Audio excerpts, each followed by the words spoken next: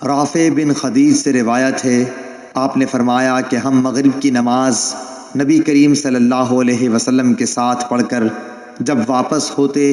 اور تیر اندازی کرتے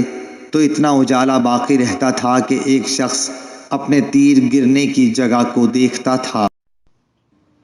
محمد بن عمرو بن حسن بن علی نے کہا کہ حجاج کا زمانہ آیا اور وہ نماز دیر کر کے پڑھایا کرتا تھا، اس لیے ہم نے حضرت جابر بن عبداللہ رضی اللہ تعالی عنہ سے اس کے بارے میں پوچھا تو انہوں نے فرمایا کہ نبی کریم صلی اللہ علیہ وسلم ظہر کی نماز ٹھیک دوپہر میں پڑھایا کرتے تھے، ابھی سورج صاف اور روشن ہوتا تو نماز عصر پڑھاتے، نماز مغرب وقت آتے ہی پڑھاتے